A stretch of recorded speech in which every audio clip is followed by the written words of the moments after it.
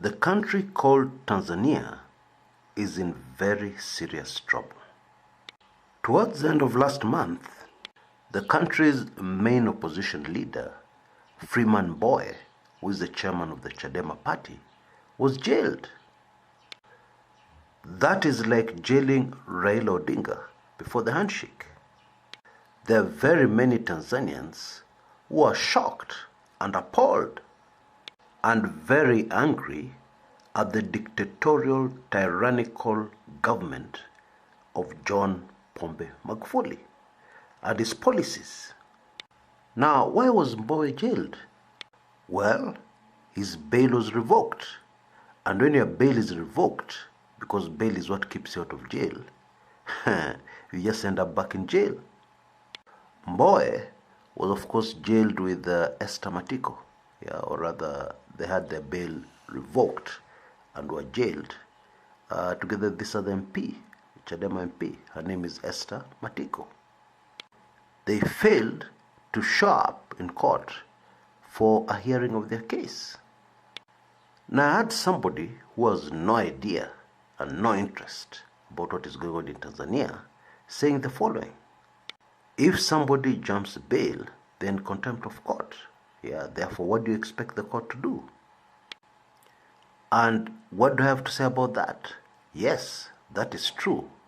However, analyzing this development, in such a short-sighted manner, just limiting yourself to the bail, the revocation of the bail, would be completely failing to understand the situation in Tanzania. The correct question to ask is, why was the main opposition leader in court in the first place? What was he charged with? Is it corruption? Did he embezzle money from public coffers? The answer is no. Was he involved in some other criminal activities? That would sabotage the nation called Tanzania? No. And this is the key point here. These opposition leaders are in court, or rather were originally charged, on trumped up, politically motivated charges. Freeman Mbowe, Esther Matiko, and 7 others are being charged with sedition, incitement to violence, and holding an illegal demonstration in February this year that led to the death of a female student who was killed by a police stray bullet. Now, this in itself is ridiculous. Sample the following. A police officer fires, and that bullet kills a person. And by then, that person was not even demonstrating. That poor young girl was inside a vehicle, inside a matatu. In Tanzania, they're called daladalas. The first question to ask in that instance is, why was this policeman firing at a daladala? Why? But you don't even go there. Instead, you arrest opposition figures. Now, in a democracy, the work of the opposition is to keep the government of the day in check, to oppose that government. A very key balance and check in a democracy. Simply put, President John Pombe Magufuli is harassing and jailing his competition in politics. You're an opposition leader, therefore you're supposed to be very busy checking on the government of the day. So the government of the day does not want any competition, and so they organize for you to be charged.